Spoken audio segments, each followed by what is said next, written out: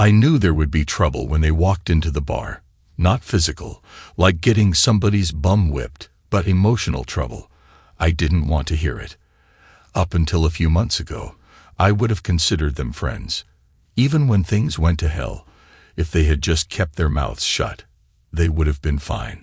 The ones who found out about her affair, I dropped like a rock, making it very clear they were no longer my friends. Of course, they tried to argue. They didn't want to take sides. They hoped she'd figure out it was destructive behavior. She still loves you, blah blah blah. That didn't cut it with me, and I told them so. It took a couple of meetings and some pretty intense confrontations before they realized I was serious. To this day, if one comes up and tries to talk, I either turn my back or leave. I think they finally got the point. The few others I still associated with got the point and made sure they didn't mention her. If they did by accident, I simply excused myself and left. It had been 6 months, the paperwork filed, the statements given. My offer of a 50-50 split was more than fair, and it was almost done. She was fighting tooth and nail. We tried arbitration, but they gave up when neither of us would budge. Mostly, they talked to her, trying to get her to see she was getting a really good deal. Then she hit me with counseling. I refused, telling the judge it would be a complete waste of everyone's time and money, because there was no way I'd reconcile. The judge, listening to an emotional, borderline hysterical Becky, threatened me with jail. I was shocked when I said, "All right, just tell me when to turn myself in. If you're that positive this marriage can't be saved, beyond the shadow of a doubt, to use a term you'll easily understand, I will not, let me stress that, will not ever be living with or have a relationship with her for the rest of my life. We have no children. Since this started, we have had very few friends in common. My business partner and his wife helped her carry on and conceal the affair, so I'm through with them. Divorcing her will be just a tiny ripple in the big pond of life. Clear enough for you?" I may have overstated it, and she decided to test my resolve. I spent 3 weekends in jail before she finally understood I was willing to keep going indefinitely and dropped counseling. They were on a mission. You could see it in the eyes of the women. The men just looked uncomfortable. I knew they weren't there by accident. The bar was in another town, 25 miles away. I told my new favorite bartender I didn't care for the quality of people in my old one. She was pretty shrewd, in her mid-40s, and had pretty much seen it all. She managed to get the story out of me in bits and pieces, usually waiting until I'd had at least 4 beers. She had been married to the same man for 21 years, and they owned the bar. What I loved most about her was she never offered an opinion, even though I could see she wanted to. Finally, one night, I told her to speak her mind, but only this once, never to be broached again. I wanted her to get over wondering about it. When we were done, she just looked at me for a little while. "Obviously, I've only heard your side of the story. It might be fantasy, but I don't think so. You were probably right to leave, but you might want to let her give you her side of the story. I'm sure you've wondered how it all went down the tubes. It might do you some good. It might not. It may make you even more angry. Still, human nature being what it is, it might help you to hear her out. It's up to you. The next beer is on me." God, I love this woman. A mother figure who'd feed you all the alcohol you wanted for a price if you gave her your keys first. She knew something was up the minute they walked in and saw my face turn to stone. "Friends," she said, nodding to them. "I don't know," I answered truthfully. "Guess I'm about to find out." "Don't do anything stupid," she warned. "Just give me a look, and I'll run them out of here." It took them 10 minutes to work up the nerve to say anything. Todd walked up and stood beside me. "Hey, Jace, how you doing?" "I'm fine. The family's fine. Everybody is fine." Cut to the chase, Todd. "What do you want?" My little speech, delivered with no emotion, shook him a little. "Me and the boys." He nodded at his 2 friends.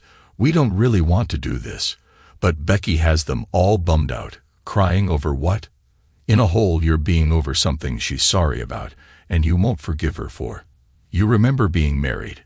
Hell, technically, you're still married. And they won't let it go. So we found out where you were, and here we are. Will you talk to them? If I say no, tell them to cram Becky up their collective rear ends and leave me the heck alone." He colored a little but kept on. "It would probably hurt all their feelings, and they'd come after you anyway. Please, Jace." I let him stew for a minute. "All right, but remember what I told Jeff and Angela, Bob and Gloria. It still applies. I do this, we're through. Don't bother looking me up again. Understand?" I think he got a little angry, like I gave a darn. "I understand. Man, what a hard case you've turned into. Now, will you talk to them?" "Yes. Let me ask you something before you go. If it was your wife fooling around, would you let it go?" He gave me a smirk. "That'll never happen. She loves me." "Yeah, Becky said the same thing. Still does. Didn't stop her now, did it?" He frowned before I continued. "First, go tell Sandy and George what I said, and then have them come over here and tell me they understand. They might not be as soft as you are. Then tell the girls I'll give them 10 minutes, no more, so they better be sure about what they say right off the bat, because they'll never get a second chance. I figure I'll have time to enjoy another beer by then." I turned away, dismissing him. He stood for a second, head hanging, before he went back to the table. I watched in the mirror as their heads jerked up and a heated discussion started. Sandy threw up his hands and walked over to me. "I've always liked you, Jace. You don't deserve this. I'm a little ashamed of the whole thing, and I'm out. I apologize for bothering you, but Tina is determined. We're going to have a long talk on the way home. This is the last time I'm going to put up with her meddling. I guess this is goodbye." He held out his hand. I shook it. "So long, Sandy. You're one of the good ones. If I ever come back to town, I might look you up. Not Tina, though. George never really liked me much, so he had no problem." The women watched me like hawks. I made them wait a little while before, mentally girding my loins, walking into the lion's den. I sat down, and they started talking. I held up my hand, got out my phone, and set the timer for 10 minutes. I could tell it really upset them. "All right, you're on the clock." Tina rolled her eyes. "Really, Jace? A timer?" 9 minutes and 49 seconds, I said. They talked over each other for a minute before they realized their mistake and looked at Carrie. Apparently, she was to be the spokesperson. I know this is really none of our business, but... They almost ran when I slammed my hand down hard on the table. Finally, somebody understands. You're right, it's none of your business, and you'd be well served to stay out of it. But you can't resist, can you? You're determined to talk sense into me because you're our friends, right? Then where the heck were you when she was out fooling around with someone else? Where was your concern for me then? One word from any of you to either of us would have saved me a lot of grief. We wouldn't even be here now. But looking back, I can't recall you or any of our so-called friends ratting her out. Heck, a lot of you gave her alibis. End of rant. Let me reset the timer. They all sat there stunned before Carrie spoke up. She sounded annoyed. "Jace, please. It was a mistake. She never meant for it to happen. We didn't know what to say. She's miserable. Her parents hardly ever talk to her anymore. Her boss has her on probation. She cried when she found out you'd saved her job. I think she's learned her lesson.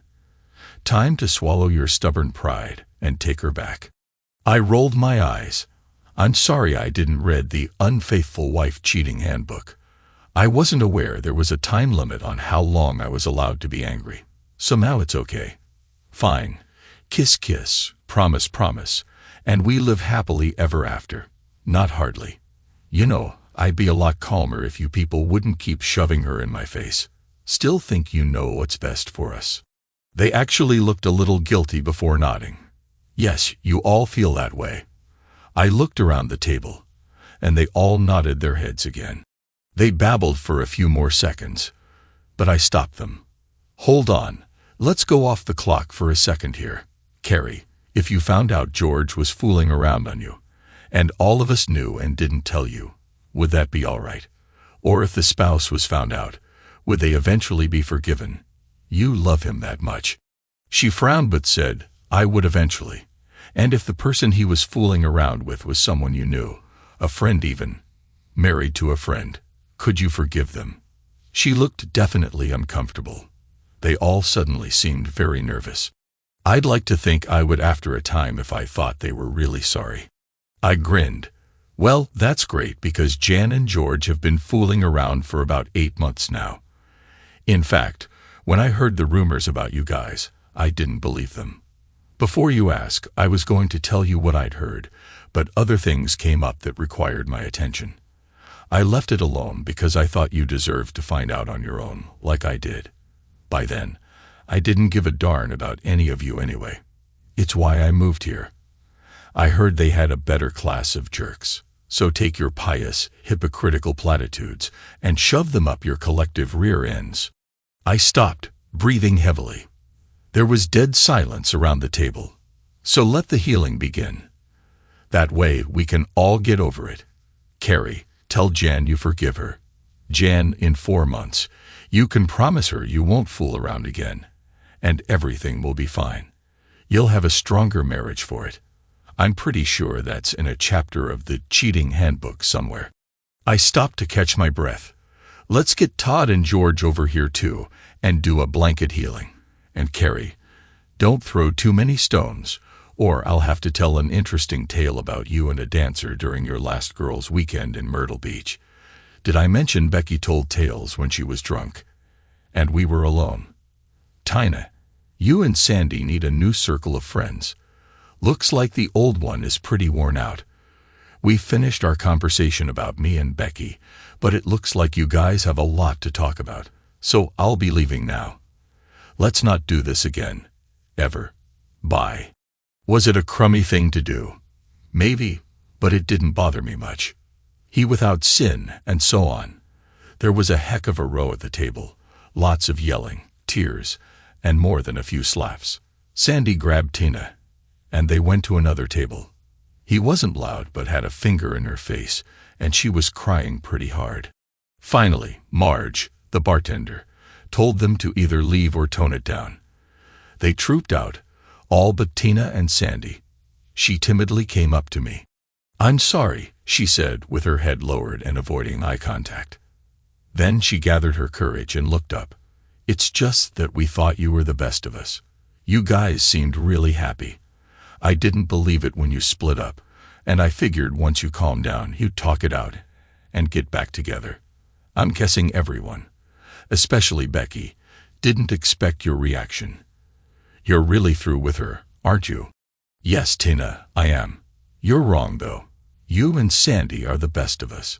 Use this as a learning experience. Choose your friends a little more carefully in the future. Go home now, love each other, and if nothing else, remember me and Becky and how you can never be sure of anything, especially how a person will react to cheating. Maybe I'll see you sometime. Sandy apologized again, and they left holding hands. Marge nodded towards them as they left. They seemed like a decent couple. The others, though, I'm not so sure of. I think the divorce court in your hometown will be a little busier soon. I nodded in agreement, then gave her my keys, $30 for the cab, and switched to whiskey. I was as surprised as any of them at my reaction. I like to think I was a pretty decent guy, and still do. Then again, you never know how someone will react to stress and cheating. The fact that I loved her so deeply made the cheating even worse. I wasn't really attracted to Becky at first. She flirted too much and seemed a little flighty to me. We didn't date for the first 2 years I knew her. She was the best friend of my business partner's wife. Cindy was the one constantly trying to put us together. Give it a rest, Cindy. We're just not attracted to each other. Speak for yourself. I know for a fact she's interested in you.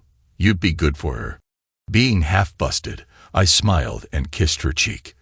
But dear Cindy, would she be good for me? She left it alone for about 6 months. Then Alan, my partner, asked me for a favor. Jace, I hate to spring this on you so late, but all of us, Cindy, Becky, and her date, are going to the theater tomorrow to see Mamma Mia. I know how much you love musicals, you closet fan. Becky and her boyfriend had a big fight, and they broke up. Would you go with us and keep her company? I thought about it for a minute. Don't think so. I don't think I'd enjoy it in the company of a weepy or angry woman. And you're the one who picked the show. It's all you've talked about for 2 weeks. Have you picked which dress you're going to wear? It's after Labor Day, so the white 4-inch heels are out. Go with the black 5-inch come-screw-me pumps. Maybe Cindy will get excited enough to use the 10-inch strapping new size queen. We laughed and went back to work. That evening, Cindy called. Please, Jace, she's a mess right now. She could use the company of a decent man. But I don't need the company of an emotional woman. She'll behave, I promise. Please, please, please. I sighed. All right, but just because I want to see the show. In gratitude, tell Alan you'll use the strapping. If he's a good girl, he'll understand. You jerk. Now I have to buy some scented lube on the way home. Cherry if they have it. We laughed for a minute while I tried to get a mental picture. Alan was 64 with a beard. Cindy might be 53. Seriously, dude, thanks. If tonight sucks, I'm going to take a turn on you with that strapping. Now, let's get to work. We went to dinner first. Becky was subdued, but not whiny. I really looked at her for the first time. She was 57, slender, but she had world-class curves. Her auburn hair went to her shoulders in soft curls. Her face was well-proportioned, with brown eyes that sparkled most of the time, and a mouth that seemed to say, "Kiss me now." Altogether, she was a very nice package. The problem was, she knew it and used it. I'd seen her work a guy, and the poor guy never had a chance when she turned on the charm. Then she'd laugh and walk off, leaving him hanging. We enjoyed the show. The girls were actually singing their favorite song from the show in the parking lot. I looked at Alan and grinned. We jumped right in, and soon half the parking lot joined in for the big finish. We went for a drink later at a small club. I suggested it. I have nothing against dance clubs, but sometimes I actually like to hear myself think and hold a conversation. It was the weekend, and they had a 4-piece band, 2 keyboards, drums, and a guy who switched from guitar to bass as the songs called for it.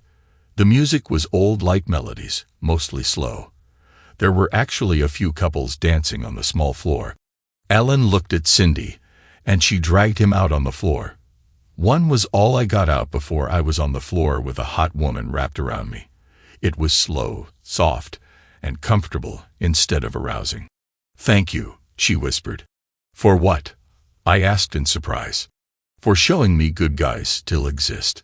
Cindy told me to behave, so I did. I know you didn't want to come, but I'm glad you decided to." "Me too," I said, realizing I was in it. "Whether you know it or not, you're a heck of a woman. Becky, tone the flirting down a notch or two. Invest in someone worthwhile, and I'm sure you'll be very happy. I'm not criticizing you, just making an observation based on watching you for the last few years." She actually smiled. "Thanks. I think you really think I'm a nice woman." My turn to smile. "When you want to be. Either way, you've got the best bum I've ever seen. Ever notice when we're around each other, I'm always a step or 2 behind you?" She flushed, then punched me on the arm. Again, thanks. I think the song ended, and we walked back, talking and smiling. Cindy was sitting there amazed. "What were you two talking about?" "How Jace says I'm a good woman most of the time, and what a great bum I have." Alan choked on his drink, and Cindy laughed. I looked at him. "What? Don't tell me you've never noticed." Cindy looked at him suspiciously. "What about my bum, honey?" He was trying to think of something diplomatic to say when I rescued him. "You do have a nice bum, Cindy, but it's not even close to hers. If it's any consolation, you've got a killer rack." Both women looked at me like I was crazy for talking to them like this. Alan started laughing. Stop, Jace. Quit while you're ahead. Honey, you do have a nice bum, and you've got Becky beat all to heck in that department. But it's you I love, and that's all that counts to me. Nice save, Alan, I thought, remembering now what a good salesman he was. I got a really good kiss, and she made me promise to call her soon. I didn't call for 2 weeks. That Saturday, I got a pretty sharp call from Cindy. You jerk. She called me that a lot. I hoped it was a term of endearment. She was starting to think there were good guys in the world. And then you don't call. Her feelings are hurt pretty bad. Cindy, I said calmly when she finally wound down, what's Alan been doing for the last 2 weeks? You know darn well what he's been doing. You've been keeping him at the office all those ungodly hours, getting the Jameson account done. Exactly, I said softly. And what was I doing all this time? Guilting Alan because you're practically living at the office. What's that? Oh, yeah. Oh, suddenly she was apologizing. I'm sorry, Jace. I didn't think. I should have called.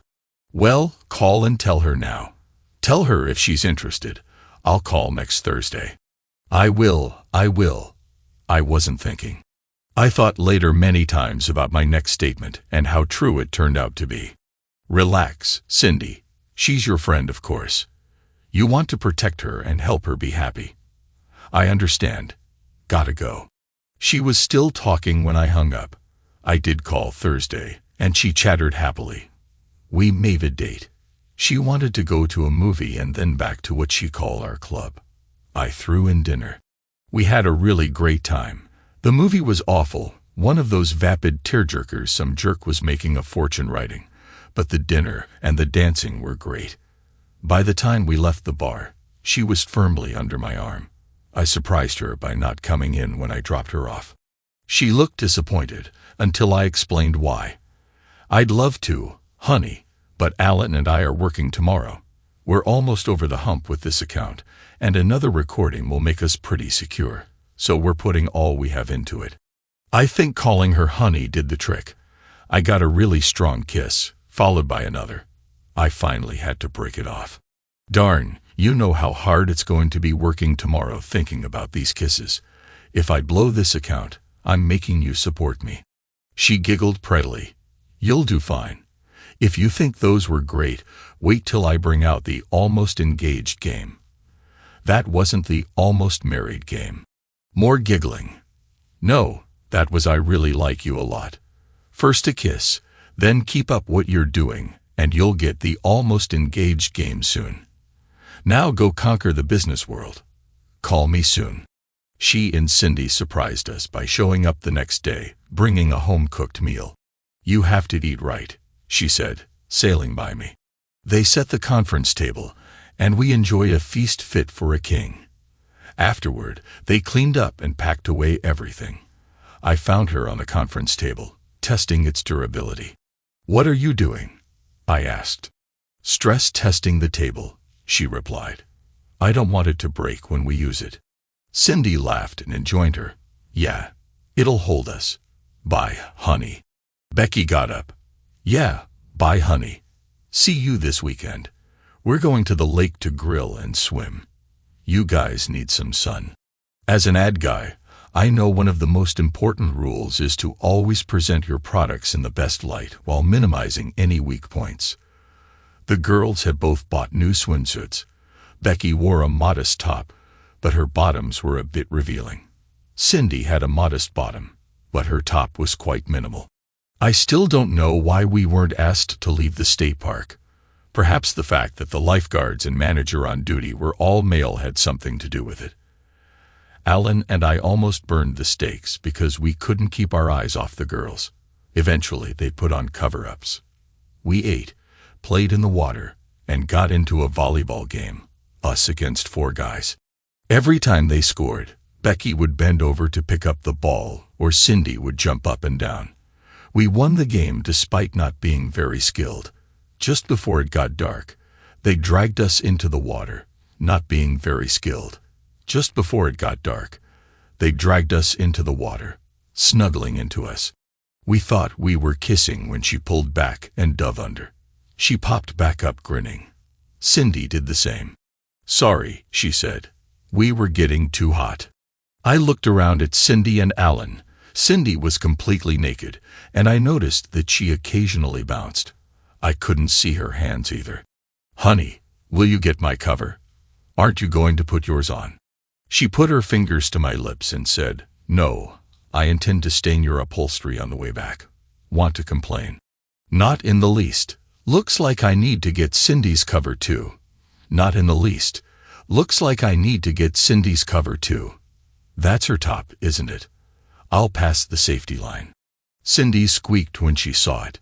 Becky teased her, telling her she had to come get her cover, while Alan just grinned. Finally, she tossed it to her. Hers was a lot lighter than Becky's, and it was like a wet t-shirt night watching her come out of the water. I heard a gasp and looked around. 3 teen boys carrying their gear out were standing there like deer caught in headlights. Cindy grinned and stretched, asking Alan for a towel. Not to be outdone, Becky bent over to pick one up and gave it to her. "Good night, boys. Maybe we'll see you next week," they said as they walked to the car. We followed along, admiring the view and laughing. That night will be etched in my memory for the rest of my life. Even now, as hurt and heartbroken as I am, I still remember it. We nearly broke the bed. We were constantly together. They'd meet us for lunch once or twice a week. One would bring it while the other went out. We discovered that the conference table was really sturdy, but the couch not so much. We had to replace it after Alan and Cindy had lunch in one day. We were heading towards moving in when we hit a bump in the road. I always felt it was a warning I should have heeded. We got the other account we wanted so badly. It meant enormous hours until we could afford to hire someone. I usually worked more hours than Alan so we could spend time with Cindy. Becky and I hadn't been out in 3 weeks. She was a beautiful woman and used to getting a lot of attention, so it didn't sit well with her. She was witchy the last 2 phone calls despite my apologies. I looked up one Saturday at 5 thinking I would call her to spend some quality time, but she wasn't home. I called Cindy, and she said she thought Becky was out with her friends from work. After venting her frustration at me for not paying more attention, I wasn't in the mood. "All right, if that's the way you feel, tell Alan that starting next week, he works every hour I do." "Sound good." She was trying to backpedal when I hung up. 40 minutes later, Becky called. "Where are you?" she asked. "I couldn't get hold of you, so I went back to work." "Enjoy your night out. I'll call you tomorrow." She was still trying to talk when I hung up. Cindy had killed my mood, and I wanted to be alone. I had started back to work when I decided to eat something. There was a little mom-and-pop operation down the street from the office that had killer hot dogs, so I stopped and ate 2, piled so high with toppings they were dripping everywhere, with a large order of handmade onion rings. After all, I wouldn't be kissing anyone tonight, would I? I still grabbed a couple of breath mints on the way out. I started home when I remembered a club Cindy had mentioned. It was sort of like the one we liked, except it leaned towards jazz. She had read about it in the entertainment section and thought it might be a change of pace. Maybe they'd be there. Either way, I decided to check it out. It was a nice place, muted lighting, dark wood, a pub-style kitchen, and a nice bar. They had a 3-piece band, drums, piano, and stand-up bass. They were pretty good, even though I wasn't a big fan of jazz. I remember thinking Becky would like it when I heard her laugh. It made my day.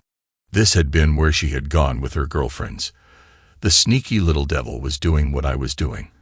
I started into the lounge area when she walked into view, arm in arm with some guy I'd never seen, heading towards the dance floor. It didn't concern me. We were both often asked to dance by others. We did, but not often. I looked around the floor and didn't see any single girls. I decided to hang back and see what was going on. I took a small table off to the side and watched. There was no one else at the table. They danced 3 more times, the last with his hand firmly on her back. The kiss at the end, and the one at the table sealed it. I hadn't asked her to be exclusive, but I expected her to be more upfront if she was dating others. I can't deny it hurt a lot. I wrote it off as a life lesson, and started to leave when I remembered the remark about being out with the girls. I got the waitress to take them a round of drinks and gave her a $20 tip. She had the radar of a good cocktail waitress or bartender. "There's not going to be any trouble, is there?" she asked. I assured her there wouldn't be, saying I was leaving. They were friends of mine, and I felt foolish for not noticing before. The drink was an apology because I had to leave and hadn't talked to them. She bought it, kind of. I waited a minute and dialed her number. The band was on break, and I heard it ring from where she was sitting. She looked at it, said something to her companion, and took the call. "Hi, honey. Change your mind." She sounded so sincere. "No, I'm beat. It's bed for me. Say hi to the girls for me." "Where are you? It sounds awfully quiet." "The band's on break, and the girls had to go to the restroom. I'm guarding the drinks." The waitress was approaching with their drinks. They looked over at me, and I stepped out of the shadows. "The fedora is nice, isn't it? Tell your girlfriend here not to go into the ladies' room dressed like that. They might not understand." Her mouth opened and closed a couple of times before she could recover. By then, I was already out the door. I sat in a dark parking lot across the street and watched as she ran out the door, looking around wildly. Her date came out and said something, but she shook him off. The phone started ringing, and I cut it off. I didn't feel like talking. Her date argued some more, and she kept shaking her head. Finally, he gave up in disgust and went back inside. I wondered what she was waiting for. 15 minutes later, Cindy roared up in her SUV. She climbed in and started towards my apartment. I went the other way, not in the mood for a bunch of drama. I found a motel, paid cash, and crashed for 10 straight hours. There was no one in my parking lot when I got home, so I showered, changed, and headed back out. I went by the office, but Alan and Cindy were there. I figured Becky was lurking somewhere, so I drove away, going 4 hours to the mountains. I called and left a message at their house, telling them I needed a break and would be back Tuesday. I slept, walked around in the sunshine, and enjoyed it immensely. I ate what I wanted when I wanted. I even stopped at a tourist trap and bought them awesome gifts. Tuesday morning, I was in the office bright and early. I had parked the car out of sight, and Alan nearly jumped out of his skin when he walked in. He grabbed his phone immediately. "Use that, and I'm gone for the rest of the week. Understand?" He nodded, watching me warily. "Good, let's get to work. I feel great. That little break made a world of difference. I've come up with some good ideas. Tell me what you think." So, until lunchtime, we worked away. He was excited about the new ideas. At lunch, I told him I'd see him in an hour and left. Usually, I ate a sandwich at my desk and kept working. He had been back 20 minutes before me. Cindy arrived 20 minutes later. She drew in a big breath, and I held up my hand. "I'll talk first, if you don't mind. Becky doesn't owe me a thing except honesty. We hadn't talked about being exclusive. I would have hated it, but I would have understood if she told me she wanted to see others. But she didn't, and then she lied about who she was with and where she was. That tells me a lot." She started to talk, and I held my hand up again. "Not done yet. Tell her not to bother me. I'll call her sometime this week. One more thing. Did you know she was on a date and then lied to me about it? If I think you did, it would affect our friendship greatly. If I can't trust you, you're not my friend. Understand?" She paled a little, and Alan looked uncomfortable. Then she lied. I didn't know, or I would have stopped her. I'm mad at her too, Jace. I thought she was finally growing up. I'm as disappointed as you are. I chewed her out, and she asked, "What do you mean? When did you chew her out?" "That night she called me from the club. A crying mess. We spent half the night looking and waiting for you. We finally went to my house and crashed for a few hours. You had come and gone while we were asleep. Can I at least call her and tell her you're back, and we'll talk to her?" I sighed mentally. Maybe she was telling me the truth after all. "Yes, by all means, call her now. If you want to keep that house and the tank you drive, you need to let us go back to work." At 6 on the dot, I told Alan I was leaving for the day. "You're kidding, right? There's lots to do yet. And it'll all be here tomorrow when we come back. No more killing myself, at least for a while," I said, leaving him with his mouth hanging open. The next day, I placed an ad for an associate. Alan was upset because it ate into the profits. "Fine," I said. "I'll pull the ad, but if we do, from now on, we're hourly. The salary goes out the window." He didn't like that because he knew I easily worked at least a third more than he did, so he kept quiet. I hired a woman straight out of school. She was really talented, but had no real-world experience. I ended up spending a lot of time with her at first, but she developed nicely. Our business actually increased because we could handle more. Between Ida and me, we kept the ideas rolling while Alan handled the contacts and sales. I called Becky like I promised. She didn't know what to say. "I'm sorry," she finally said. "For what?" I asked. "For lying to you. For going out behind your back. I was climbing the walls and just wanted to get out. I wasn't going to be unfaithful. I just needed a companion." I shocked her. "I understand, and you hadn't made me any promises, but I expected honesty, and you lied like crazy. Tell me how I could trust you enough now to return to where we were or go forward. You know I was wanting more. I thought you did too. Oh well, a leopard in its spots, and all that." That offhand comment actually sent me into a rage. "Darn you. You always had it in the back of your head that I couldn't measure up, didn't you? I bet you threw your arm out of socket patting yourself on the back and saying, 'I told you so.' I was falling in love, and for the first time in my life, I was scared and lonely, feelings I never had to handle. I screwed up. I'm sorry." I said it gently, just above a whisper. "I'm sorry too," she said, "and I was already in love with you." I hung up to her voice pleading with me to stay on the line. I didn't talk to her for 2 weeks. When I did, I didn't expect what was said. "Would you like to go to a club Saturday? Maybe eat at that new Indian restaurant before?" I was shocked by the anger in her voice. Decided to forgive the poor sinner. Huh. My penance over. I hung up gently. I didn't need this. Cindy called me. "What did you say to her?" Asked her out. Silence. I thought maybe she'd hung up. "Oh, what did she say?" "She didn't say yes, and that's all that matters. Good night, Cindy." 2 days later, Cindy called me again. "I'm with Becky. If I give her the phone, will you talk to her?" "Yes, if she'll talk and not rant. Make her understand it's getting easier and easier not to talk to her.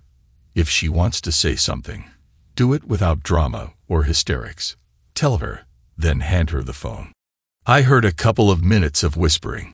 "Jace, hi." "Becky." "Jace, I'm really sorry for everything. I'd like to start over, like new. I want you to see me as a new person, not someone you used to know. Ellen wants to grill Sunday. Will you come over to visit or grill?" She gave a little laugh. "Ellen would burn concrete if you put it on the grill." "Both. I'd like to actually eat. Make your potato salad, and it's a date." "I will. Thank you, Jace." It took 5 months to regain a sense of intimacy. I dated others, which upset her no end. I told her up front if I couldn't go out with her and why. She bit her lips raw, holding back. When we decided to get intimate, we had the big talk. If we're intimate, it's just us. No one else. Do you understand? Even if you just go out with old friends, if I find out about it from someone besides you, we're over. There won't be any rising from the ashes this time. And I don't intend to be your jailer. I won't be checking up on you. You're on your own. Mess up, and it's all you. She agreed too quickly for my taste. I want you to really think about this, Beck. I'm talking long-term commitment here. Don't give me your answer yet. I need to get tested before we do anything. I don't want to bring anything extra with me." For the first time, she understood I had been with others. I could see the tears, but she fought them back. "All right, honey.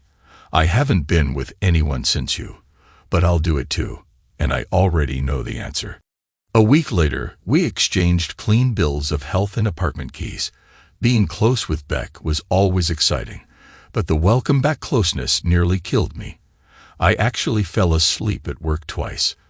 Alan said something to Cindy, and she told Becky to let me rest occasionally, so she could keep her house. She agreed reluctantly. I still worked long hours, but not like before.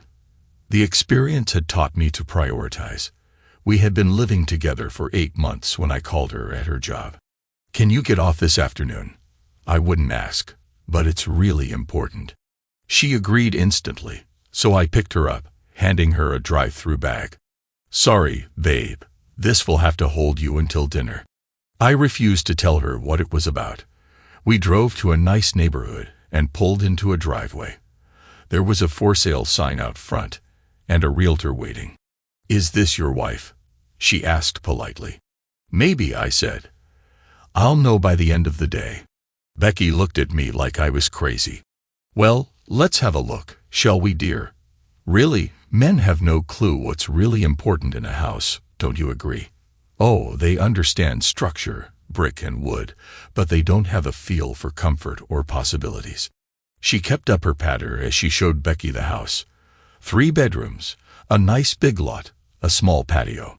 "Excuse me for just a moment while we confer, will you?" she said to the realtor before grabbing me into the living room. "Look, honey, a fireplace." She wasn't going to be distracted. She backed me against the mantel. "What the heck is going on here?" "Really, Beck? Isn't it obvious? We're house hunting. I don't want to start married life in an apartment. Besides, when we have kids, we're going to need the space." I don't think she heard much past married life before she launched into my arms. I scraped the back of my head on the stone mantel and didn't care at all. Then she cried, then giggled, and then got serious. "Where's my ring?" "I haven't got it yet. I thought we'd pick it out together." The realtor came looking for us and heard the last part. She laughed. "What did I tell you, dear? Clueless. I swear, if we didn't guide them, the species would disappear. Are you up to looking at a few more houses?" "Up for it." Becky nearly dragged us both out. I got to sit in the back while they talked location, school districts, and shopping access. I stopped listening after 5 minutes. We looked at 4 more houses before we went back to our car. She wanted to look at that one once more. When we got to the living room, she looked at the mantel, smiled, and said, "This one." It took a week to do the paperwork. Our business was booming. We had hired another associate, and Alan was training a new salesman. With the hefty down payment I was able to make, we were able to move in less than a month. Of course, we didn't bring any of our old furniture. I let her choose until she got to the patio. "This is mine," I said defiantly. She laughed and agreed. I spent a little money and installed an outdoor kitchen and living area, even had a clay oven built. I loved it. We ended up cooking outside 10 months out of the year on a regular basis, and sporadically the other 2. Cindy was a little jealous, and before we knew it, we had new neighbors a block over. It made it easier to share rides to work. I swear they wore a path in the sidewalk going back and forth. Things went great for 3 years. Cindy couldn't have children, so they went through the long, frustrating process of adoption. The patience paid off when they got a set of twin girls, 18 months old. We held a little party to celebrate that turned into a tear fest for the girls, while we learned what it was like to watch 2 active toddlers. "Your life is over," I laughingly told Alan. "No, it's not," he said through obvious tears. "It's just beginning."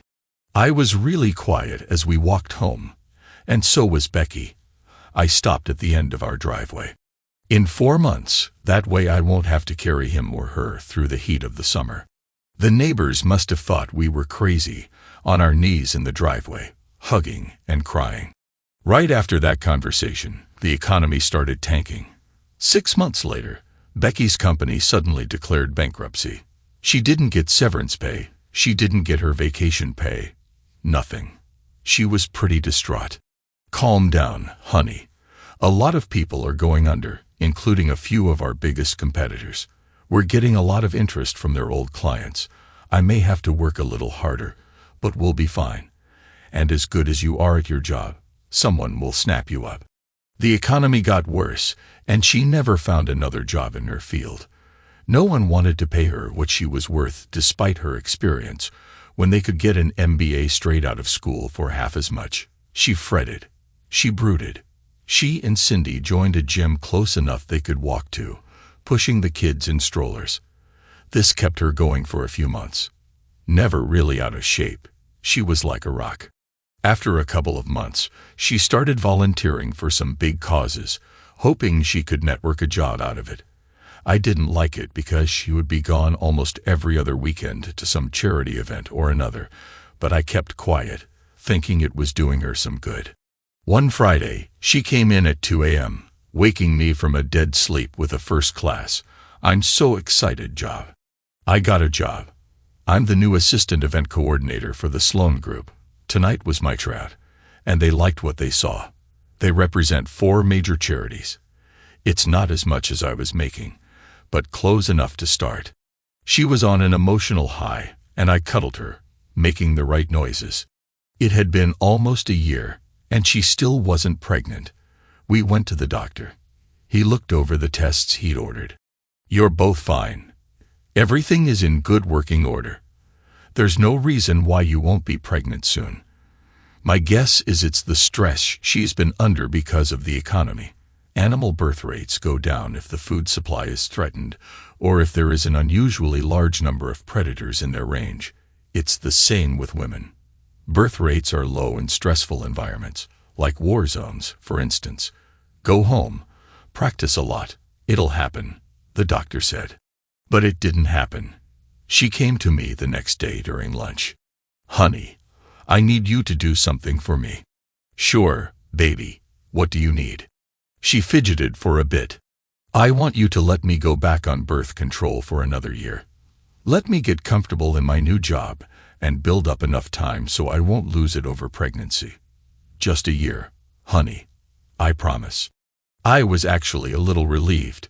The economy was still going downhill, and I didn't see an upswing for quite a while. So I agreed. We were doing a lot more work, picking up the slack from failed companies. It was tougher than ever, if we couldn't do it for what they wanted to pay. There was another ad agency just down the street desperate for business. Part of her job was attending the events to make sure they went smoothly. I went when I could, but more and more, she went alone. She told me not to worry since she was working anyway. As the husband of one of the key players and a business owner, I was expected to contribute to as many of the charities as they represented as possible. We picked out the 2 we thought most worthwhile and committed to them. We even sent someone occasionally to represent the company at the events. Alan and Cindy went a few times, but he was as overworked as I was, so he backed off. The economy was finally starting to turn around. I could see the light at the end of the tunnel. Becky had been at her job for a year and had gotten a small promotion and raise. We started talking about a family again. I talked Ida and her husband into representing the company at some of the events. It kept our name in focus and allowed Alan and me to work more. Ida had developed nicely to the point that she was being courted by competitors. We had a long talk about it. I told her if she got a truly good offer, I wouldn't hold it against her if she took it. She assured me that none had made an attractive enough offer to even consider moving yet. I noticed she seemed a little down and seemed to be avoiding me unless it was absolutely necessary. I figured she had finally gotten that good offer. I called her in for a little chat. "You haven't been yourself lately, Ida. If I've noticed, so has everyone else. Something you want to talk about?" Ida was an attractive woman. Tall, striking, usually smiling. If you got past her looks, you discovered she had a steel trap for a mind. She looked down, smoothing her dress, one of her stress signs. I thought a lot about what I'm about to tell you. My husband has been pushing me to talk to you, so here it is. It might not matter. You might already know. If not, please don't be angry with us. I figured this was it. She was giving me notice. She pulled out her tablet, fiddled with it for a bit, and handed it to me. It was a series of photographs of Becky and a man I didn't recognize. There were shots of them laughing, holding hands, kissing, one of them dancing with his hands on her rear. He had her dress eased up until the bottoms of her cheeks were showing. One was in a semi-dark room with a fierce lip lock. These were taken over the last 3 events we've been to. I don't think she's realized who I am, or that I work for you. The last time she knew I was there, she spoke to me and was extremely professional. Maybe you knew, but I didn't want to be the one to bring it to your attention if you didn't. Please don't fire me. I was in shock. This had to be some kind of gag. I'd go home, and Becky would laugh. All our friends would jump out, and she'd say, "Gotcha," and explain it all away. But I knew that it was exactly as it looked. I sat for a minute before telling a nervous Ida that her job was quite safe and asked if she would transfer the images to my computer and burn me a hard copy. She stood. "You didn't know, did you? I'm so sorry. If you need anything, ask." She came around and hugged me, the first physical contact we had in all the time we worked together. "Again, I'm sorry." "I am too," I said. "Please don't say anything about this." She promised and fled the office, scared of the look on my face. Despite being an idea man, I was stumped. I did what I always did when approaching any problem. I did research. All I had now were pictures from an amateur. I wanted hard evidence. His name was Johnny Walker, and he hated scotch. "I should have been named Jim or Jack," he said. "I'm a bourbon man through and through." He came highly recommended to me as one of the best in his business, so I hired him. It only took 2 weeks to get me everything I wanted. He met me at a bar owned by one of his friends. There were rooms for private parties, and we used one of those. I didn't want to be seen going into his office or him coming into mine. He agreed totally. I'd even bought a burner phone I kept locked in my desk to use for communication with him. I know it sounds paranoid, but if it was nothing, I didn't want Becky getting wind of the fact that I had her investigated. It would not lead to good things. "It's all here," he said, giving me a small briefcase. Pictures, video, interviews with friends and coworkers. Some of them didn't even know she was married. Apparently, she doesn't wear her rings at work. They weren't particularly careful. I handed him a check and picked up the case. He stopped me. "You're not going to do anything stupid, are you? Scorched earth violence. You've been awfully calm about this, and in my business, calm is kind of scary. It's not worth going to jail for. Cut your losses and move on if you can't forgive her." I'm not going to hurt her or him, physically, at least. They both went into it with their eyes open. Surely they considered all that could happen if they got caught. I paused, thinking. I'm not going to hide money, make ridiculous demands, or play games. I'm not going to fight to keep her. I should never have to be in the position to have to fight for her. And by her actions, there's nothing to fight for. She broke the marriage of her own free will. I'm just going to walk away. Does that make me a wimp? No, it doesn't. It makes you a man of good judgment, someone calm and logical under pressure, a rarity in these situations. And they probably didn't consider the consequences at all. If you do decide to get a lawyer, I suggest. I shook my head. I thought I'd wait for the report. He wrote something on a notepad and handed it to me. I work a lot with these 3. They're all good. The first is a shark. He isn't happy until blood is spilled. The second is the guy you want if you want to stop a divorce. Not a good choice in your situation. The third guy is your man. He doesn't like drama and likes to keep things as clean and calm as possible while doing his best for your interests. If you don't have anyone lined up, give him a call. Mention me, and you'll get a discount. He walked to the door, turning back. If I were you, I wouldn't watch the DVD or look at the pictures. It won't help your case and will burn memories into you that will take years to erase. Same with the report. You already know all you need to know. However, read the contents of the red envelope. There's some pretty interesting information about your friends and their knowledge of her affair. As per your instructions, we won't turn the phone tap off for another 2 weeks. Again, I urge you not to listen to them. Call if you need anything else. I took the case to my office, extracted the red envelope, and locked the case in the bottom of my file cabinet. I took his advice for now. I called the third man on the list and set up a consultation. Paul Whitfield ran a small 3-partner office. The offices were in an old building that still had ornate moldings, high ceilings, and dangling fans. He saw me looking and grinned. We owned the building. I insisted we keep the fans. They give the place character. I liked him instantly. He warmed up during the meeting. And when we were done, I had a divorce lawyer I felt I could trust. He approved of the amicable split and said he could do better on the settlement.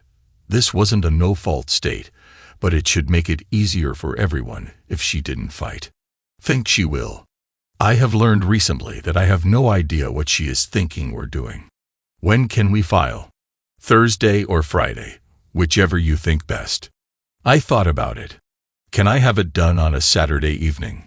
He looked at me. This isn't going to stray into getting stupid territory, is it? I grinned for the first time. Probably. Hold off until Monday. Serve her then. She should be home by 7, not at her office. No, let her keep a little dignity. Besides, if she's fired, wouldn't I have to support her? Smart man. He grinned and shook my hand before going back into lawyer mode. Call me if you think of anything you forgot to tell or ask me. Thank you for your business, even if it's stad business. I'll call right before she gets served if you want. I got my ducks in a row. I looked around and found a nice 2-bedroom house in the next town over. I thought about an apartment or condo but preferred houses. It would mean a 35-minute commute, but it was a quiet neighborhood, and I didn't think she'd look for me this far out. I had read the red folder. It made me very, very angry to know how many people I knew were aware of or helped cover for her affair. Their time would come, especially 4 of them. I played nice at work and kept up the farce at home for the rest of the week. She was feeling affectionate Thursday, letting me warm her up for the weekend. I guess by now she was just nothing to me. I didn't necessarily cuddle her, but it wasn't exactly loving either. She got off. I got off. Then I got off her. You seemed a little distracted tonight, honey. Do I not do it for you anymore? She acted playful, but I sensed an undertone of fear in her words. You've always done it for me, Beck. I'm just tired and stressed. Let's get some sleep. I tried, but I just couldn't make myself cuddle, so I turned over and faked sleep. She snuggled to me, spooning. Love you, baby. I didn't answer, still pretending to be asleep. I think she could tell I was faking, but she didn't say anything. In the end, I just couldn't stand it, straying right into what Paul called stupid territory. I waited until almost an hour after the event was in progress before walking through the doors. I stood on the fringe of the crowd, watching. They held hands and snatched a little kiss now and then. The band started up, and I watched them sway across the floor. He was a better dancer than I'd ever be. Other than that, I didn't see it. He wasn't as tall as me or as toned. No accounting for taste or lack thereof, as my great-aunt was fond of saying. I was almost to them when I stopped dead. Cindy appeared right in front of them. They hugged, and they all laughed. I wondered if Alan knew she was here. I was like Moses parting the Red Sea. One look at my face, and people got out of the way. Becky must have noticed how the crowd was moving back. She turned, still holding his hand, and looked dead into my eyes. She froze for a few seconds before trying to form words, and let go of his hand. He grinned, the happy grin of a guy whose life is good, and held out his hand. "Friend of yours, Han," he said, finally letting go and holding out his hand. "No," I snarled. "Husband." He paled and took 2 steps back. I looked at Beck. Aren't you going to introduce us? Jace, honey, it's not what it looks like. Give it up. It's exactly what it looks like. My wife keeping company with another man. How's that for putting it politely? I could have said, the person who's screwing the guy she's hanging the horns on me with, the scum-sucking bottom feeder who has no problem messing around with a married woman. I was getting louder, and I drew myself in, breathing deeply. Her honey was trying to disappear into the crowd. Quite a few were listening. I called out to him, drawing even more attention. Where do you think you're going? You've got the courage to be with her, but not stand by her when it hits the fan. Doesn't say much for you, does it? But don't worry. She's yours now. I've got no more use for her. Becky was pulling my arm, begging me to calm down, and that we'd find a place to talk. I removed her hand a little forcefully. I know, Beck, I know. Don't try to spin it. Don't insult me by trying to explain it. We're through. I completely understand. I left you a little something on the dining room table. It should bring back fond memories for you. I looked at Cindy, standing beside her and looking completely terrified. And you, don't you ever speak to me again, not in this lifetime. If we're in the same room, it would be better if you stay as far away from me as possible or leave right away. No, wait. I do want to hear one thing. Did Alan know? She hung her head. That told me all I needed to know. Then tell him we're through. His partners, he can buy me out, or I'll put my half up for sale. It hit the fan big time. She called Alan, called Cindy, called over and over. I didn't answer. I erased the messages. I kept my car in my little garage with the door down. I was within walking distance to a grocery store and a bar. I didn't like the bar, but the store was fine. I shocked the heck out of Alan by showing up at the office Monday. He started to talk, but I shut him down. I know you knew. Cindy is good. She's told me, being the true loyal friend she is. I'll never forgive Cindy for helping her. And before you say it, she was helping her at the very least by keeping her secret. So tell your wife it would be in her best interest to stay away from the office and me. If she insists on being here, I won't. I'll let the business go down the drain and walk away. Alan, it would be very easy. This includes Becky, her companion, or any other of our so-called friends. Leave it alone. I had already called the police about restraining orders. They told me to talk to my lawyer. By 9, Becky and Cindy were pounding on my office door. I called Alan. If you want to stay in business, make them leave now, or I'll be the one leaving.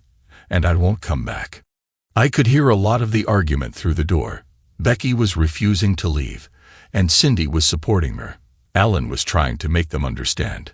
Please, girls, I'm begging here. This is his place of business as well as mine, and he has the right to conduct it as he sees fit. If you push it, he'll have grounds for a restraining order. And that would be bad. He's so upset he told me he's going to sell his half of the business. If I don't buy it, he'll go to someone else. We can't afford that. Cindy, not now. We've just gotten to the edge of being really successful. He's the idea man, the brains behind the business. I just sell whatever he comes up with. It would ruin us. Cindy, think about the kids. I heard more mumbling than silence. He called. They've left. You can come out of the office now. I don't think so. As long as I'm in here, I'm in an annoyance-free zone. Go back to work.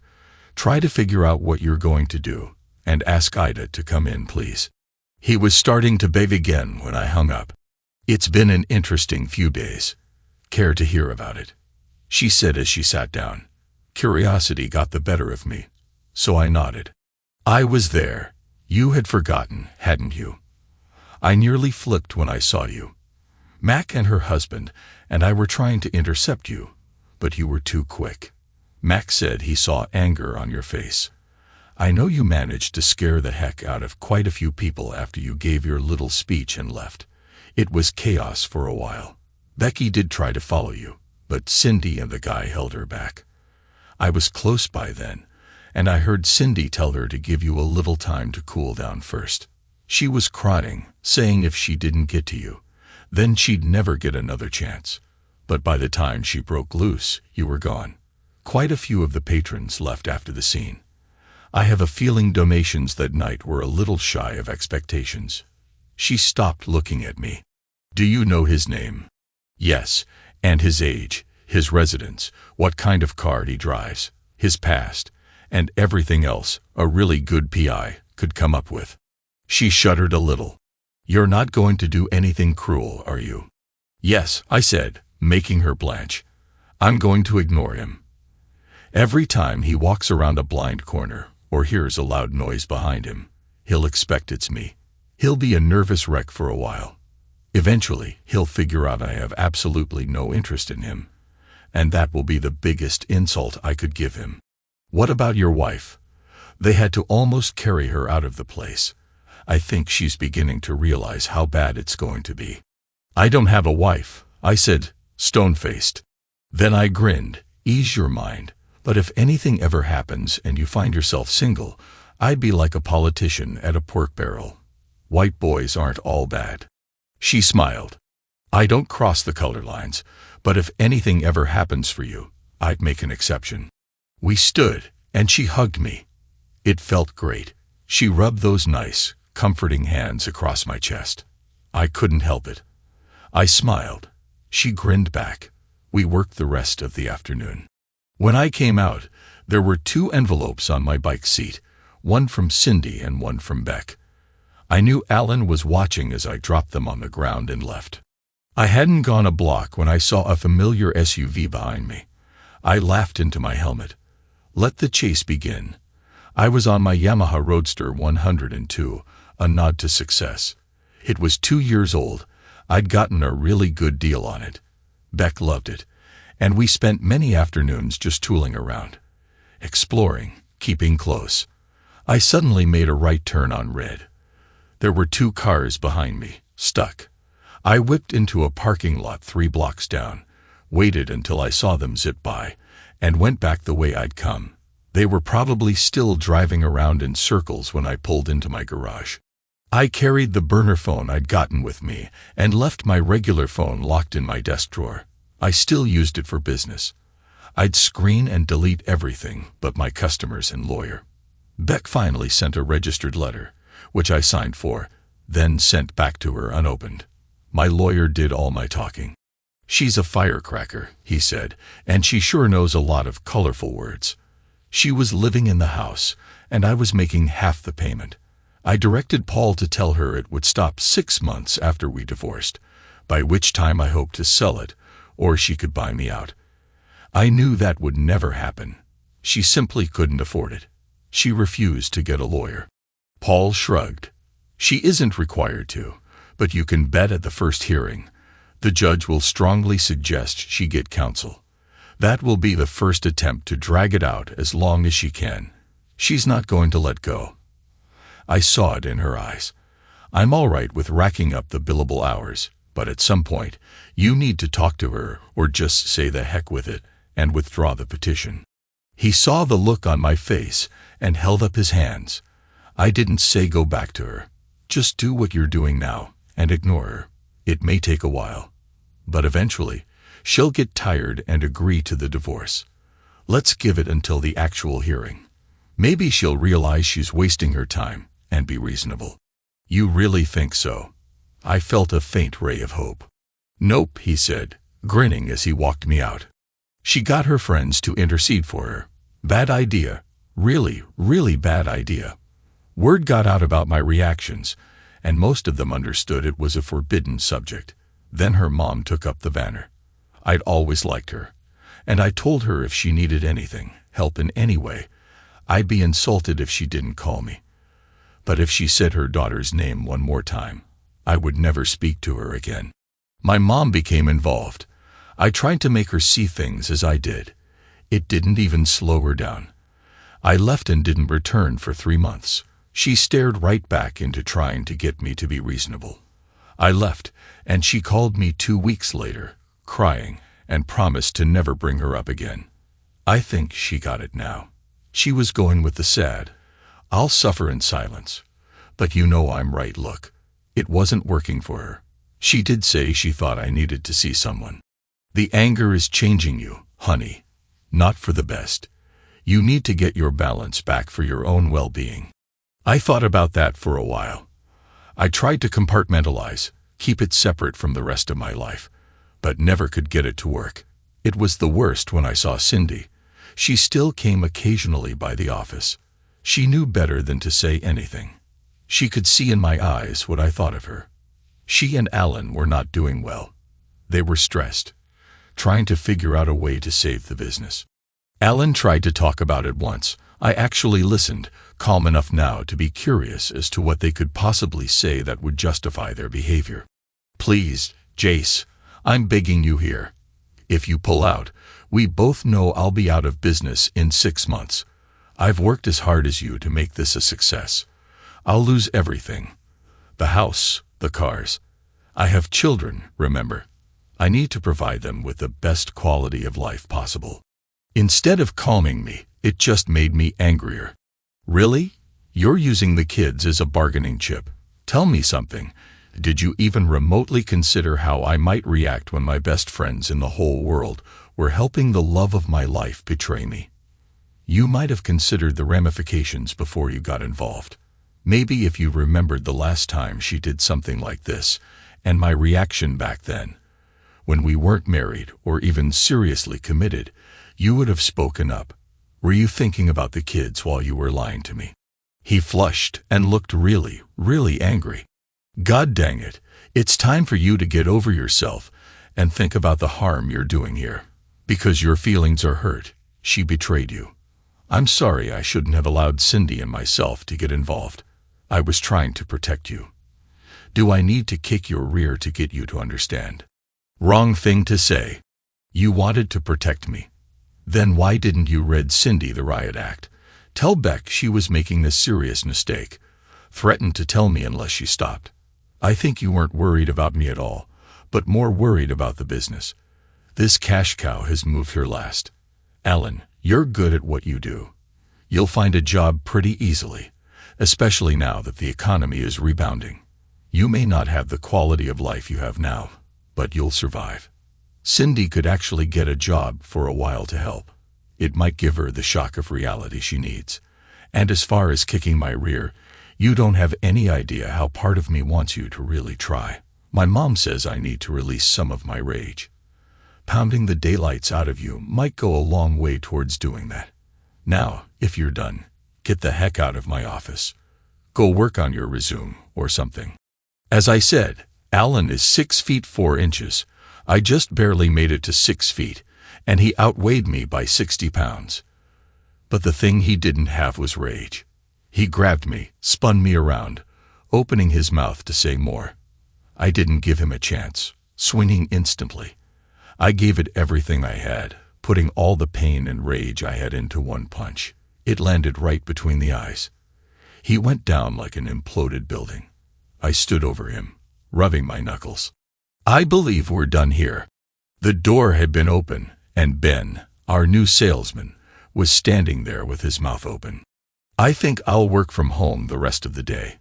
Help him up, will you? It was 2 days before I went back. He'd been treated for a concussion, and he looked like a raccoon with 2 black eyes. From then on, we communicated by email. The punch scared me. Mom was right. I needed to see someone. Kathy Grimes was one of the best in her field, according to what information I could gather. It was 2 weeks before she could see me. She was about my age, roughly, and was professional with a warm manner and disarming style. Judging by the pictures on the wall, she was happily married with 2 preteen children. Nice-looking kids, I said, looking at the pictures. She smiled. Thanks. Do you have any children? No, I sighed. I don't think it'll ever happen for me. Oh, in this business, I've learned to never say never. You're fairly young. There's plenty of time. She gestured to a chair at a table. Her office looked like a living room. In one corner was a table, plain like you'd see in millions of country kitchens. The seats all had cushions for comfort. Good choice, she smiled. I find it's more relaxing in the long run. She put a pitcher of water, a coffee carafe, and a plate of cookies on the table before sitting down. Homemade oatmeal raisin from a secret family recipe that you can only get from the top of the oatmeal box. Water or coffee. After she poured the water, she got down to business. First off, tell me exactly why you wanted to see me, and what you hope to accomplish by the end of these sessions. I liked it direct and to the point. I'm having a stressful time in my life right now. It's giving me anger management issues. I'd like you to help me focus and get over the anger. I'm tired of the way I am now. Even I don't like me much. Well, that's pretty simple. Now the big questions. What made you so angry? Can it be rectified? Do you want to rectify it or move on? For the next 90 minutes, I talked about my history, before and during the courtship, marriage, and beyond. How much I had loved her, how deeply she had hurt me. She listened, made notes, and interjected with a question now and then. By the time I was done, the session was over. Well, you've given me a lot to digest. I'll be reviewing the tapes before the next session. Same time next week. All right. And if you feel the rage build up beyond reason, call me.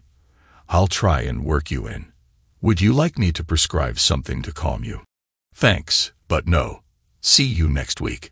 I had been going for a month and was actually feeling better. Better when she asked me if she could make some observations. You're a nice man, Jace, in a not-so-nice situation. You've been terribly hurt. The level of betrayal you feel is enormous.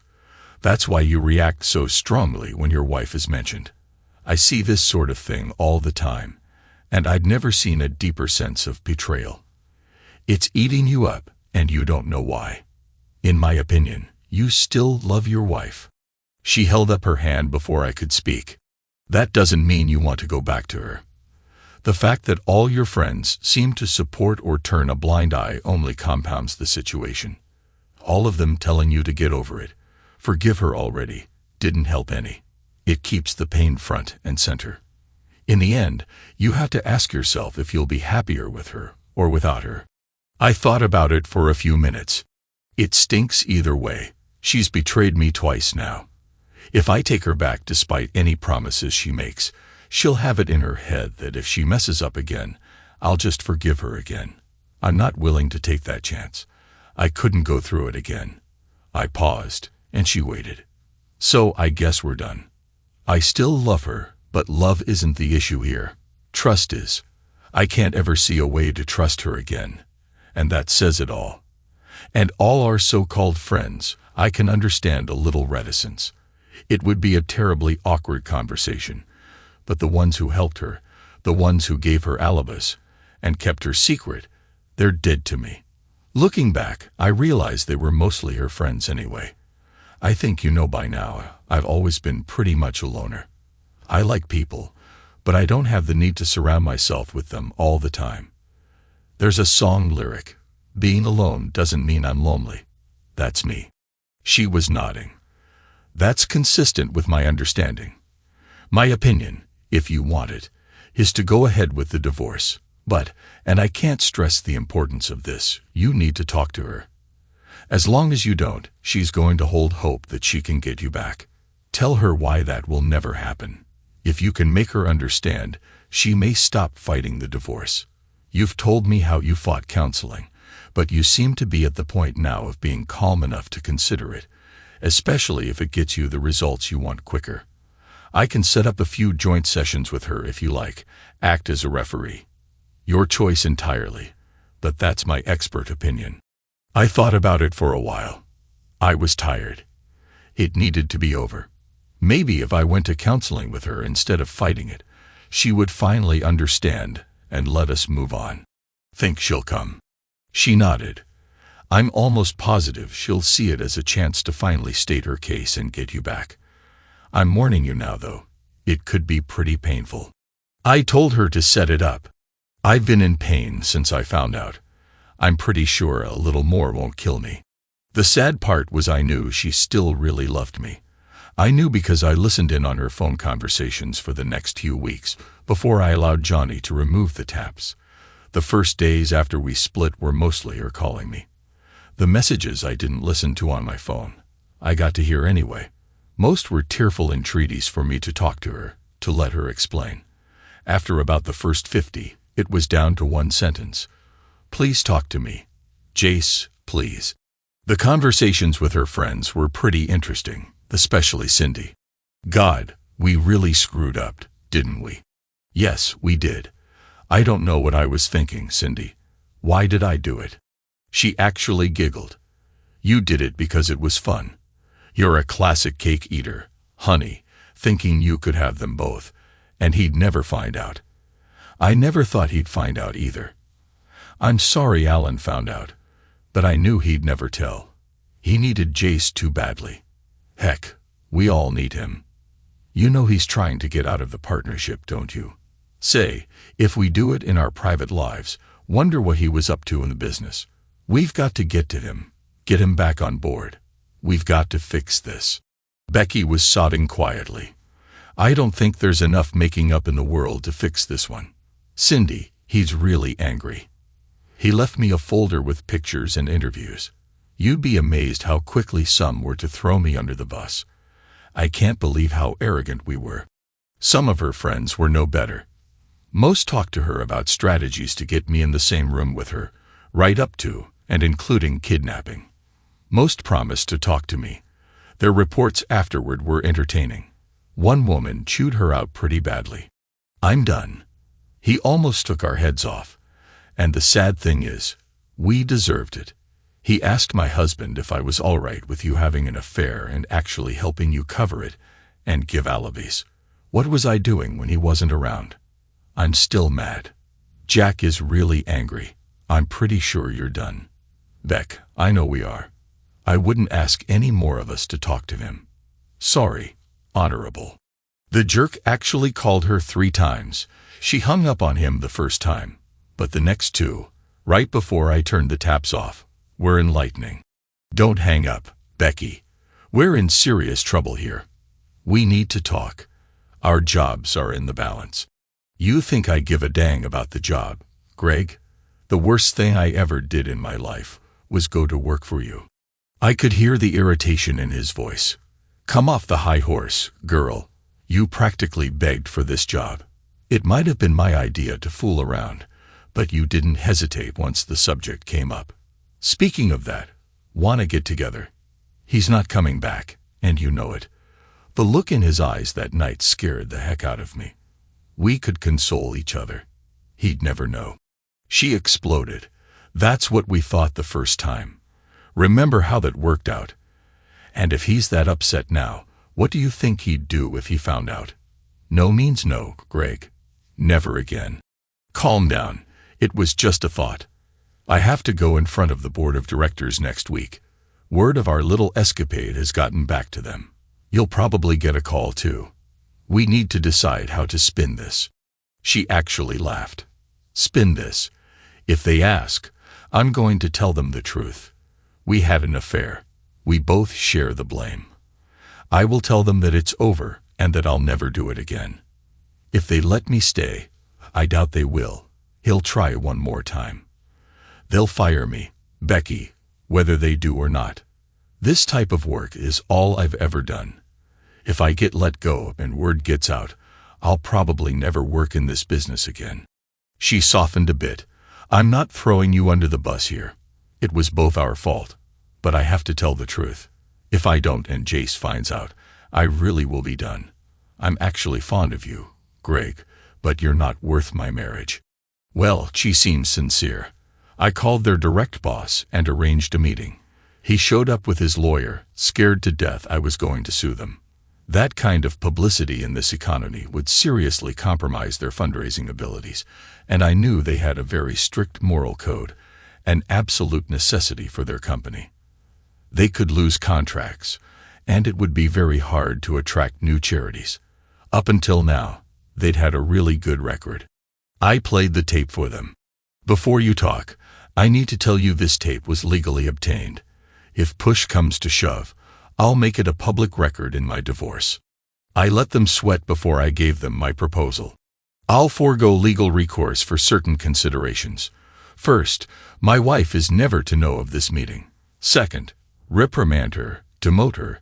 Do whatever you want except fire her. I need her to have a job during the divorce. Do what you want with Greg. But in my opinion, this doesn't seem like the first time to me. What if it had been a major donor or the wife or daughter of one? In my opinion, he's a disaster waiting to happen. Agreed. Of course, we can't write this up, but I've taped this session here. I pulled out the recorder and gave them the tape. I neglected to mention the other recorder was still going.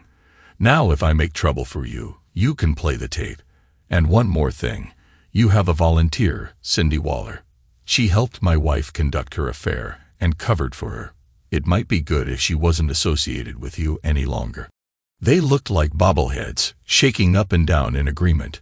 Cindy did get demoted and put on probation, but kept her job.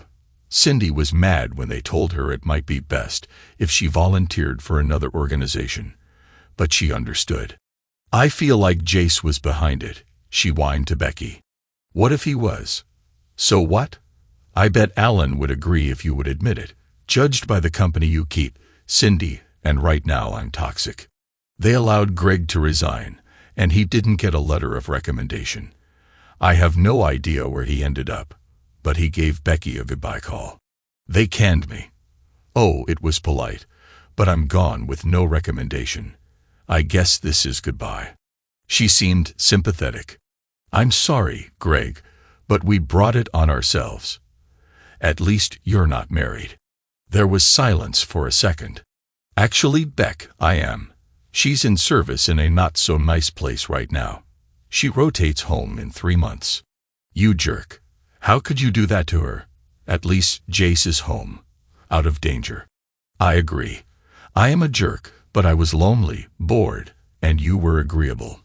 I'm sorry about all this. You're not going to tell her, are you? No, I have no way of contacting her. But even if I did, she doesn't deserve what I'm going through. Love her hard when she gets back, and don't ever repeat this mistake. I promise. I'm so sorry how it all turned out. I hope you get him back. You're a heck of a woman, Becky. Goodbye. She cried into the phone for several seconds before hanging up. I thought about trying to contact his wife, but in the end, I didn't. She probably needed to know, but if he ran true to type, she'd find out soon enough. Kathy got in contact with Becky, and she jumped all over the chance to talk to me. At her suggestion, she went to 3 sessions alone first. I think Kathy was trying to prepare her, but she was too stubborn to see it. The big night finally came. I figured she would try to ambush me, so I made it a point to be there 30 minutes early. Becky was really surprised when Kathy collected her from the waiting room and found me already there. Jace, she cried, trying to hug me. Kathy imposed herself between us. Becky, for this to work, you have to give him his space. He's already made it clear he doesn't want any physical contact. If you don't follow the rules I've laid out, he'll leave, and he won't come back. Understand? It took her a few minutes, but she gathered herself and sat down at the table. Becky, listen to me. I know you have things you want to say, and so does Jace. Remember, be calm, be clear, and avoid dramatics. Would you like to go first? She nodded, and we waited. First, I need to apologize, guys. Jace, I know what I did was wrong. You have every right to be angry. I have no excuse. I'm not even sure now why I did it. Was it worth the pain I've been going through? No way in heck would I ever be that stupid again, not for anything. But Kathy has explained to me that being sorry and apologizing won't change a thing. If you can't forgive me, I know I messed up and destroyed a good marriage. What I need to do now is convince you to give me another chance. Will you promise to talk to me? If after we finish these sessions, you still can't forgive me, I'll walk away and not fight the divorce. I looked between her and Kathy. I could see Kathy's hand in this. Maybe those individual sessions had helped after all. I spoke, as she was obviously waiting for me to say something. I know that speech took a lot out of you, Beck. I've been thinking about it for the last few days. We've known 5 couples over the years who've split up over betrayal, and gone to counseling to try to save their marriages. How many made it? I checked. 1. Gary and Sherry. They don't cuddle in public. The little touches they used to give each other all the time are gone. It's been 2 years, and they're still not back to where they were. Could you live like that? Knowing I'd always suspect you if you were gone even for an hour or two. If I automatically tried to verify everything you told me, stopped in your purse, checked your computer and cell phone on a regular basis, I couldn't. She was flinching at my words, like each was a physical blow, but she kept a determined look on her face. If I got a cuddle with you every night in bed, I would do anything and everything I could to reassure you, to show you I've changed, and you could trust me again. I threw up my hands. Ah, there is another of the magic words, trust. Exactly how would you get me to trust you again? You went out when we were dating, lying about it when we hadn't even made a commitment yet. I should have seen it then. Now, years later, after being together for all this time, planning a family, a future, you do it again. Were you lonely this time too? Bored because I was out trying to build a business and a better future for us, and didn't have time to go to dance clubs or out on the town. I was finally letting go of some of the poison, and it felt good. Becky was looking horrified. Kathy stepped in. Our time is up. I want you to do some homework for me before our next meeting. Becky, I want you to think about what Jace said. Tell him in detail how you plan to get him to trust you. Jace, I need you to think about it too. Do you think you can get over your rage and try to rebuild a relationship with Becky? Be honest and clear. That's all. Until next week. Jace, could I see you for just a second before you leave? Good night, Becky. We stood and watched as she went to her car, sitting there for 5 minutes before pulling out. Kathy looked at me. You're absolutely never taking her back, are you? No, I said sadly. She sighed. I didn't think so. We need to refocus the sessions, get her used to the idea, let her down slowly. If you have any love left for her, break it to her gently. Gently didn't work. We tried, Kathy and I, but she just refused to give up. I tried every way I could think of, and some from Kathy, but I never got her to understand. In the end, I just stopped. You broke your most solemn vow. Becky made it look easy. Even now, I know you regret what came of it, but deep down, I get the feeling you can't see what you did as serious. Where I considered it life-altering, you liken it to spending too much money or wrecking the car, something along those lines. Didn't you feel anything when you did it? She didn't give me a direct answer, as usual. Talk about feelings. You're the one who turned to stone. Give me one more chance, please. How can you sit there with no emotion while I fall to pieces? You still don't get it, do you? There's plenty of emotion inside me. It's emotion, not intelligence, that makes us human. All animals think at some level, but who besides humans feels love, hate, desire? No other species. I've just gotten better at controlling them. I let her talk another 30 minutes before I held up my hand, rising.